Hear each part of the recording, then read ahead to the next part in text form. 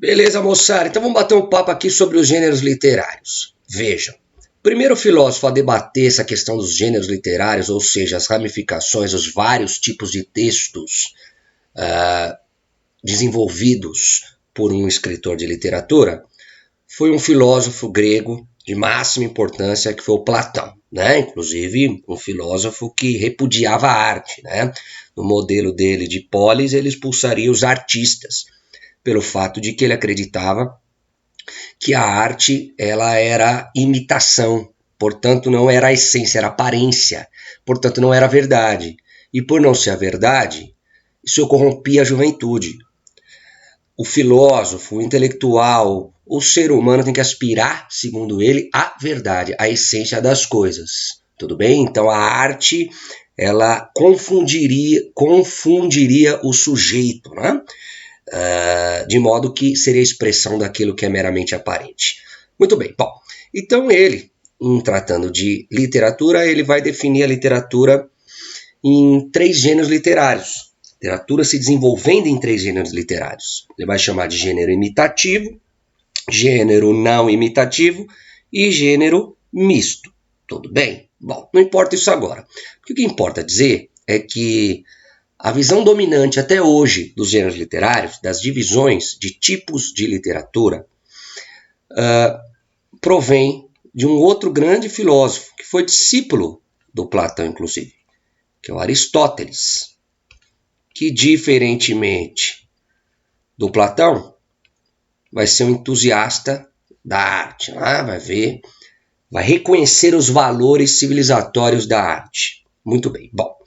E aí o Aristóteles ele vai dividir também, tal qual o Platão havia dividido, a literatura em 3 gêneros literários, tá certo? Só que ao invés de ele falar em imitativo, não imitativo e misto, ele vai mudar os conceitos. Ele vai falar em gênero dramático,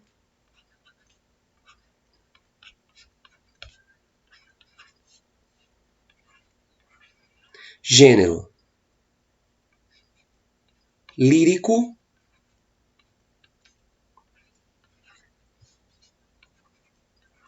e gênero épico.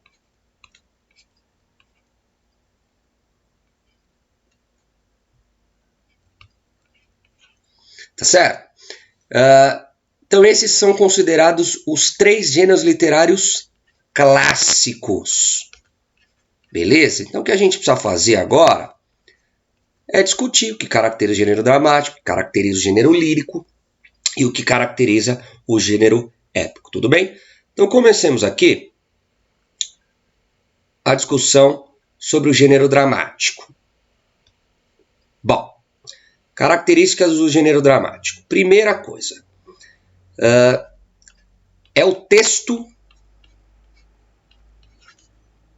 que vai ser utilizado no teatro. Portanto, é o texto próprio para encenação. Marcas: ausência, ou seja, não tem ausência de narrador.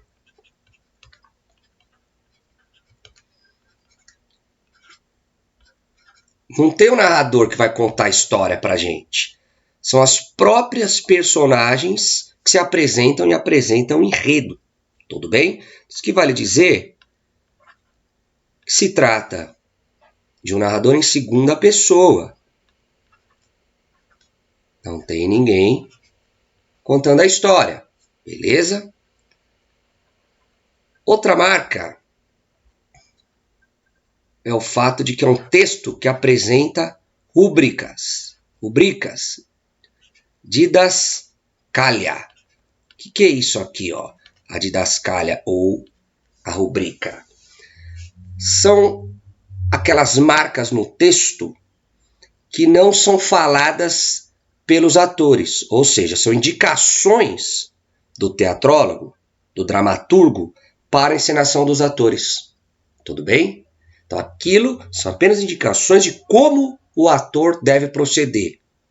Tá? Aquilo não entra verbalizado no teatro, na cena. O espectador não escuta aquilo da boca das personagens, é apenas uma referência que o teatrólogo está dando para a encenação. Beleza? Bom, o gênero dramático se divide em dois tipos, que é a tragédia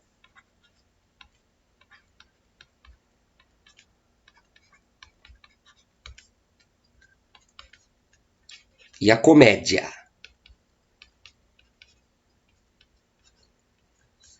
Começo da discussão é tranquilo, né? Por quê? Porque qual que é a função da tragédia? Fazer chorar, causar piedade. Tudo bem? E a função da comédia? Riso. Por isso que o símbolo, o signo do gênero dramático são essas duas máscaras. Uma triste, a outra feliz. Uma representando a tragédia, a outra representando a comédia. Muito bem. Bom, vou começar pela comédia aqui. Na comédia, o ser humano ele é apresentado, o personagem principal, apresentado como alguém inferior ao resto da humanidade. Absolutamente inferior. Por isso que ele é motivo de chacota, motivo de riso. E o motivo do riso se dá pelas desmedidas dessa personagem. Uma personagem que não tem limites. Uma personagem que exagera em tudo. E os gregos têm a concepção de que a felicidade está numa vida comedida. O sujeito tem que ser comedido. Esse é o caminho para a felicidade. Então não beber muito, mas também não ser abstêmio. Não comer muito, mas também não fazer greve de fome, por exemplo. Não deixar de comer, etc. Nem ser gordo, nem ser muito magro. Nem ser muito alto, nem ser muito baixo. Tudo bem? Então as desmedidas, elas são consideradas algo negativo. Tudo bem? E aí essa personagem que está sendo ridicularizada é uma personagem que age muito com base na desmedida. Tudo bem? Bom, então, tanto a tragédia quanto a comédia, inclusive, tem uma fundamentação moral na sociedade. Busca moralizar. Embora a comédia pareça ser uma coisa tranquila, uma coisa leve, uma coisa de mero entretenimento, não é verdade que seja só entretenimento. A comédia ela tem um sentido moral, de moralizar as pessoas. Não haja dessa maneira, guiado pelas desmedidas, porque senão você vai ser um sujeito ridículo como esse aqui da comédia que está sendo encenada. Bom, e a tragédia? A tragédia, a função, produzir piedade, enfim. Resumindo, chorar, né? Fazer com que o público sofra, se emocione e tal. Na tragédia, o personagem principal, ele é visto como alguém superior ao resto da humanidade. E por que superior ao público, o resto da humanidade e tal? Porque ele tem um fardo, ele tem um destino muito pesado, um fardo muito pesado para ele carregar. Um destino muito duro. E os gregos acreditavam que o destino é dado pelos deuses.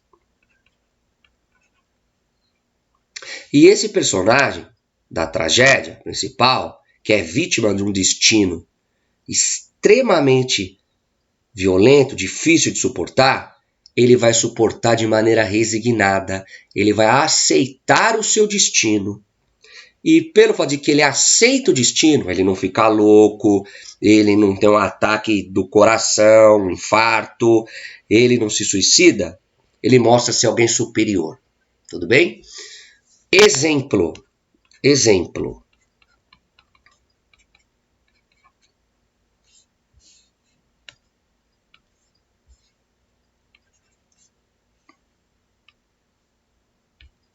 Édipo Rei,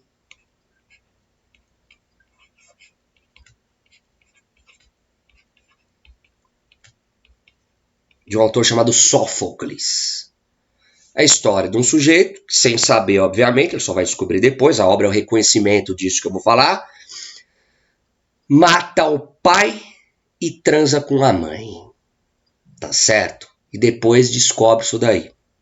Vou contar brevemente a história para você, de maneira muito resumida, para que você possa sentir aí como que se organiza a tragédia. Bom, é a história de um rei de Tebas que se chama Laio, que é casado com uma mulher chamada Jocasta.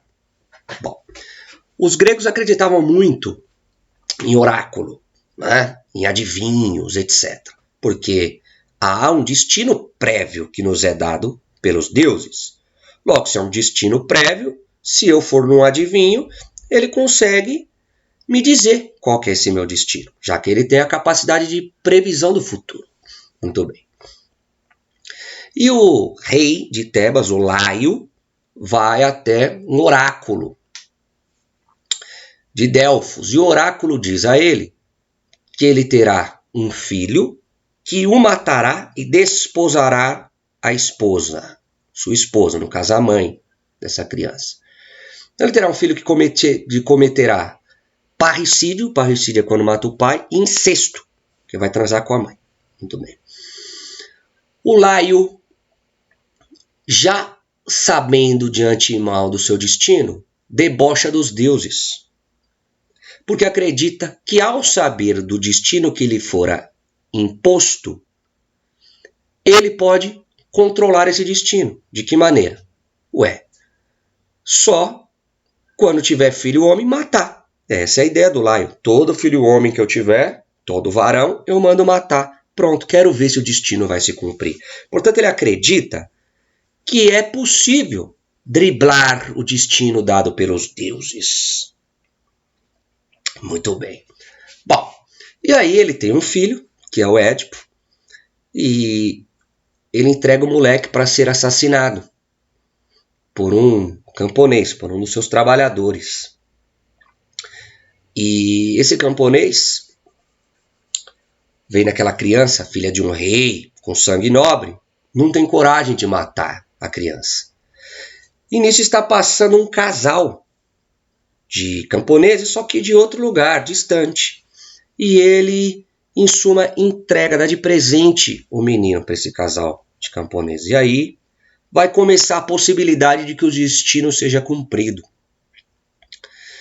O moleque cresce em outro lugar, sem saber, obviamente, quem são seus pais verdadeiros, Laio e Jocasta. Vai se mostrando um moleque muito forte, né? Um moleque muito corajoso, um moleque destemido, um moleque superior aos outros meninos de sua idade e tal, porque tinha sangue de rei e tal. E um moleque com muita angústia, assim, sobre a sua vida, sobre o seu destino, né?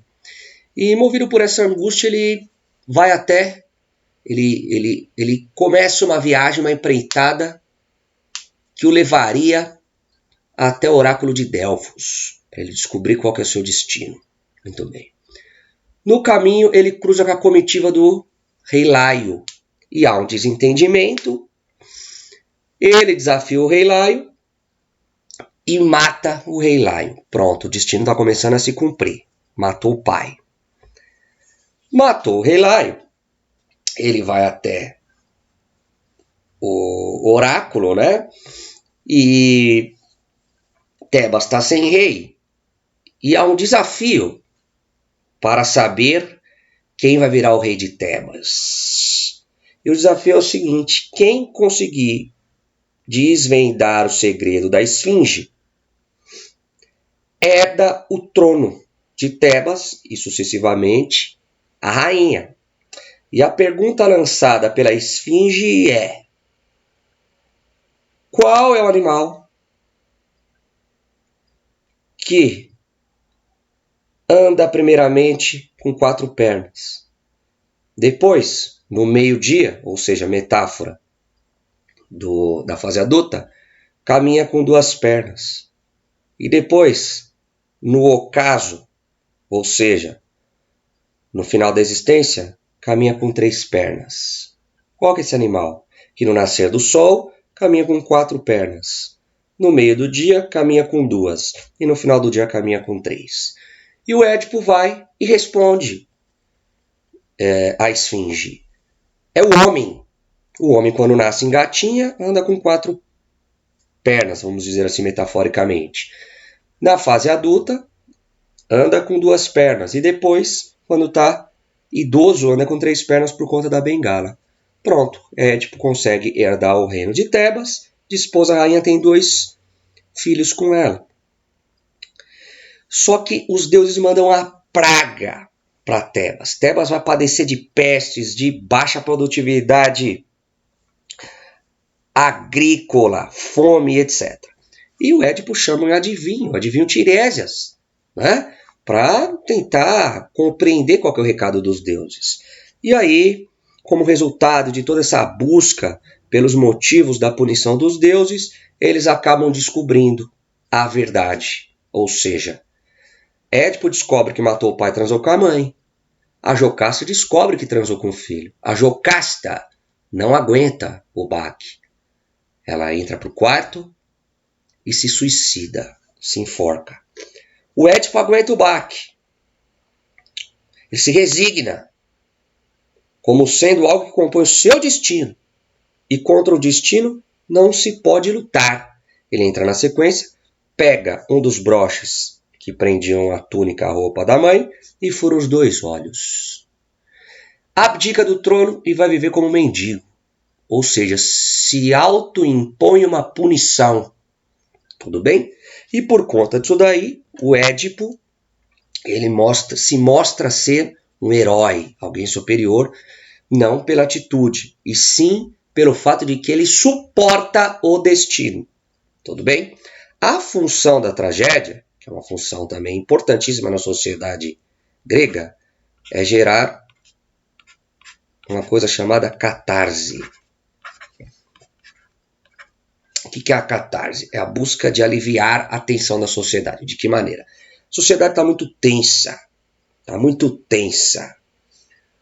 O clima está muito hostil, muito tenso, as pessoas estão muito angustiadas.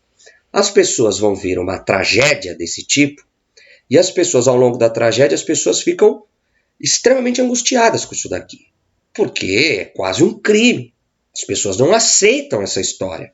Como assim? O sujeito transa com a mãe e mata o pai e vai ficar por isso mesmo, vai ficar tudo bem. As pessoas, elas esperam uma punição para as personagens envolvidas nessa história. As pessoas esperam, as pessoas vão sofrendo com aquilo, as pessoas elas não suportam o fato de que o Édipo possa sair impune dessa história. No final, o Édipo é punido, porque há o reconhecimento, ele fura os olhos, vira um mendigo. Isso gera uma sensação de alívio no público. Essa sensação de alívio funciona como uma descarga emocional. As pessoas ficam muito tensas durante a peça. No final, elas têm um alívio, como se estivessem ali descarregando uma tensão muito grande que elas carregam por conta da existência complexa de todo e qualquer ser humano. Esse alívio causado pela obra de arte, no sentido de, no final, a coisa se dá da maneira como o público esperava que se dasse, é chamado de catarse. Tudo bem? Então, isso pacifica a sociedade grega. Até hoje, nas novelas, em alguns filmes e tal, se busca produzir a catarse no final, na conclusão. Né? Quando você está assistindo um filme e a mocinha ela não vai ficar com o herói, vai ficar com o vilão. Ela está em dúvida entre o vilão e o herói, e o vilão, por várias artimanhas, ela consegue convencer a mocinha a ficar com ele.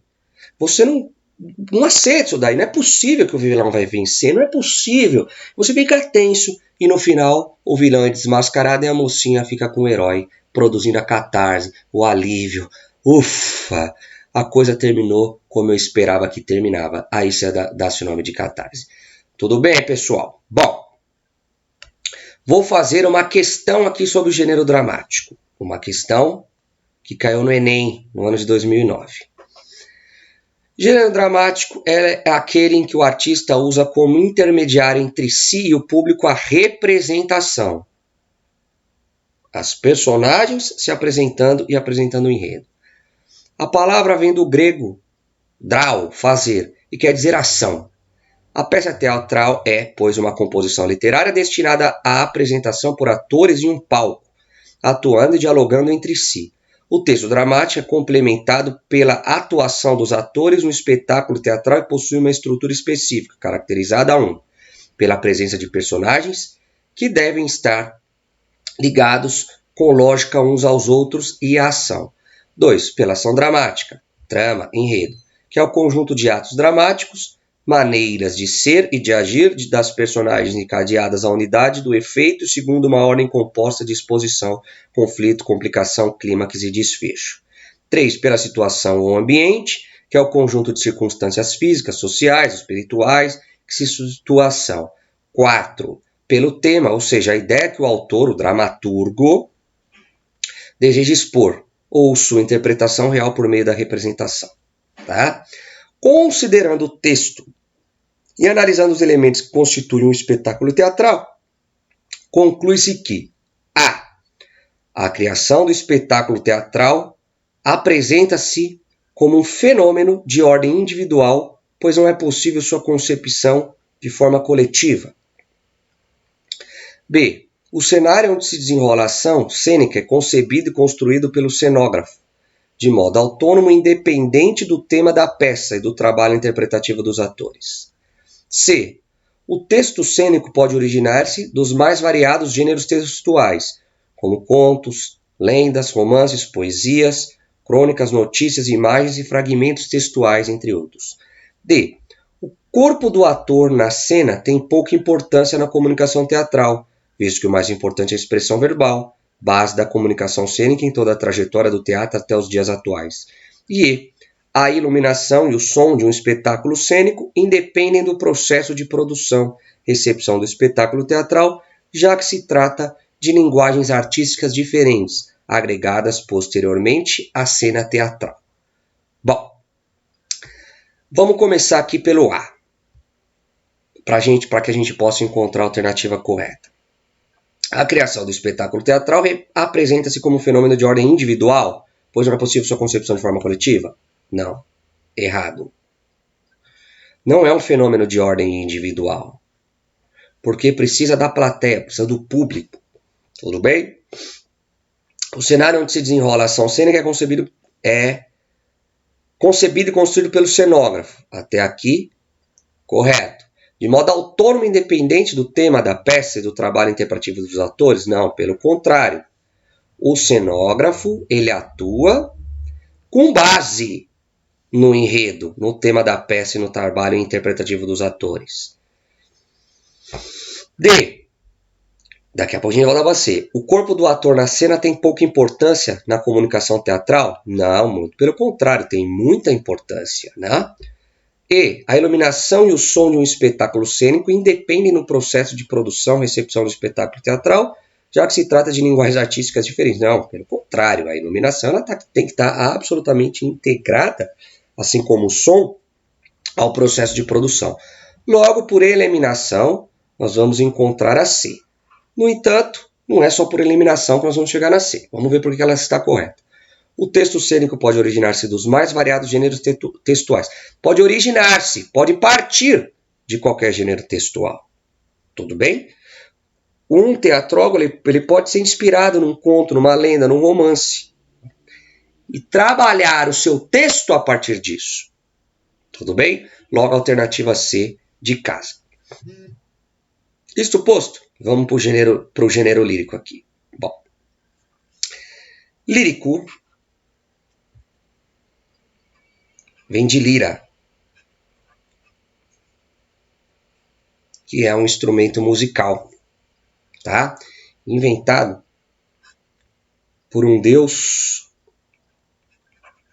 chamado Hermes. O Hermes é um deus hardcore, né? É o desdobrador, descobridor de novos caminhos, desvendador dos oráculos, é o deus dos bandidos, que auxilia na fuga dos bandidos, etc.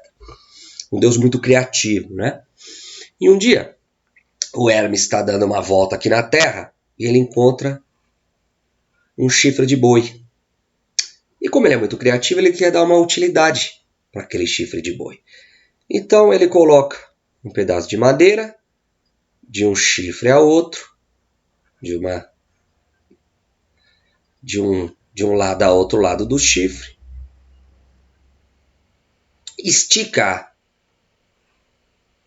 tripas de bode, de modo que a coisa fica tão bem esticada que ao passar o dedo, isso emana disso um som muito agradável, muito doce aqui, uma representação de uma lira, tudo bem?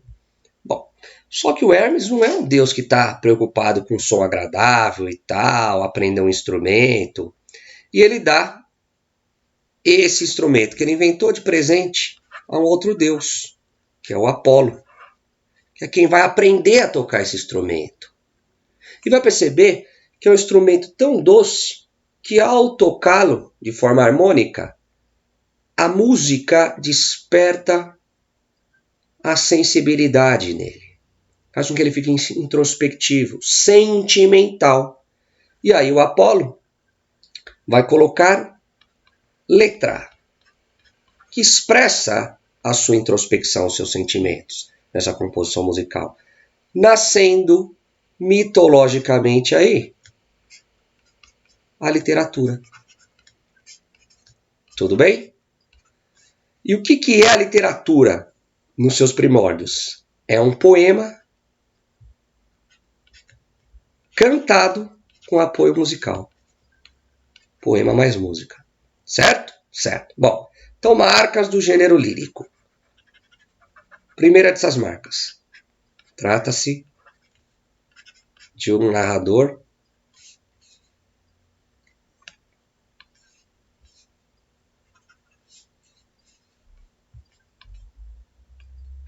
em primeira pessoa. Portanto, é o sujeito falando de si próprio. Portanto, se é o sujeito falando de si próprio, dos seus sentimentos, é um gênero caracterizado pela introspecção. O que é introspecção? Quando o sujeito volta-se para si próprio, para os seus sentimentos, para o seu mundo interior. Isso dá-se o nome de introspecção. Então é a mesma coisa de dizer que se trata de um gênero caracterizado pela subjetividade e pelo sentimentalismo. Sentimentalismo no sentido de se trata de um gênero com predomínio de emoção e não de razão. Tudo bem? Bom, exemplo aqui de gênero lírico. Um soneto, que eu já explico o que é.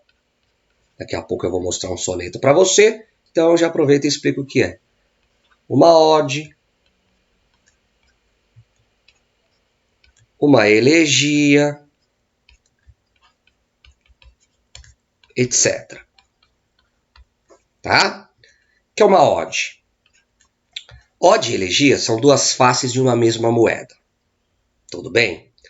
Ode é um canto de felicidade, elegia é um canto de tristeza. Então, a ode é quando o sujeito ele quer fazer uma homenagem a algo, ele está radiante de felicidade, ele compõe uma ode. Elegia, na sua origem, ela está ligada aos rituais, às cerimônias fúnebres. Então, toda vez que morria um aristocrata, morreu alguém importante, a família contratava um poeta elegíaco para fazer uma poesia ali, tão triste, tão emotiva, que levasse as pessoas às lágrimas. Por que é importante levar as pessoas às lágrimas numa cerimônia fúnebre? Porque quanto mais as pessoas choram, mais prestígio para o defunto. Tudo bem? Bom, vamos para o soneto, porque o soneto é a forma do gênero lírico mais famosa. Tá? O soneto foi inventado no século XIV pelo Petrarca, um italiano. É uma composição com 14 versos. 14 versos, pode contar que vai dar 14, organizados da seguinte maneira. 2 estrofes de 4 versos, ó. Tá vendo? 2 estrofes de 3 versos. É o famoso 4-4-3-3. Tudo bem? Para que a gente perceba o que caracteriza o gênero lírico, que a gente possa ver na prática as características anunciadas por mim, eu vou fazer a interpretação desse soneto do Luiz Vaz de Camões. Então declamo e depois interpreto. Tanto do meu estado me acho incerto, que em vivo ardor tremendo estou de frio, sem causa justamente chora e rio, o mundo todo abarca e nada perto, é tudo quanto sinto um desconcerto, da alma um fogo me sai, da vista um rio, agora espero, agora desconfio, agora desvario, agora certo. Estando em terra chega ao céu voando, numa hora acho 1000 anos, e é jeito que em 1000 anos não posso achar uma hora. Se me pergunta alguém por que assim ando, respondo que não sei, porém suspeito que só porque vos vi, minha senhora. Bom, então aqui, ó, tanto do meu estado me acho incerto. Então tem o eu, tem a primeira pessoa. Tá falando de mim, tá falando de si próprio. Eu estou falando de mim. Tanto do meu estado, do que eu estou sentindo, do meu estado de alma, me acho incerto.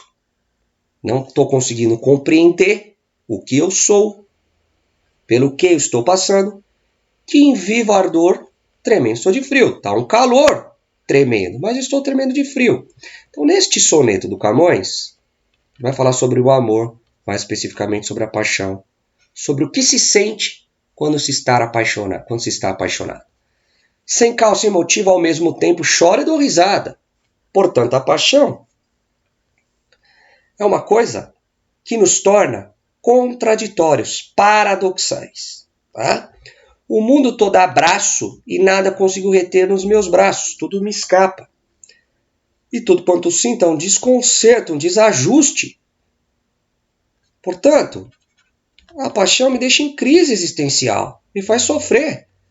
Da alma um fogo me sai, da vista um rio, eu choro. Fogo me sai é aquela sensação de ansiedade, quando a gente vai ver a pessoa que a gente ama, aquela coisa dentro da gente, sei lá, parece que a gente entrou numa cachoeira com água gelada, né? Agora espero, agora desconfio, agora fico louco, agora volto ao juízo. Então assim, nós marcamos de nos falarmos às 10 horas da noite. Então a mulher amada me disse que ia me ligar às 10 horas da noite. E então agora falta 5 minutos para as 10 da noite. Como é que eu tô? Esperando ansiosamente a ligação dela. 10h10, ela não me ligou. Eu fico desconfiado. Várias desconfianças. Será que ela não me ama? Será que ela, enfim, está interessada em outra pessoa, etc. 10h30, fico completamente louco. Desvario é loucura. Já começa a entrar numa paranoia desgraçada. E aí, 10h35 ela me liga e diz que não conseguiu me ligar antes porque estava fazendo alguma coisa, aconteceu X, Y, Z, enfim, se justifica. Eu volto ao meu juízo. Tudo bem? Portanto, é um sentimento da paixão que faz com que o ser humano oscile entre o irracional e o racional, entre a alegria e a tristeza. Estando em terra, chegar ao céu voando, eu vou ao céu, cara. Numa hora acho 1000 anos e ajeito que em 1000 anos não posso achar uma hora. Se eu tô com ela, o tempo passa muito rápido. Se eu tô sem ela, é uma eternidade, não passa. Se alguém me pergunta por que eu tô assim, nesse estado, respondo que não sei, não consigo explicar pela razão. Porém, tenho uma suspeita. E qual é a suspeita? Que estou aqui só porque te vi, minha senhora. Portanto, a suspeita é a paixão. Tudo bem? Então, emoção no texto, sentimentalismo, primeira pessoa, introspecção. Então, isso caracteriza o gênero lírico. Ok? Bom, vamos aqui para o gênero épico.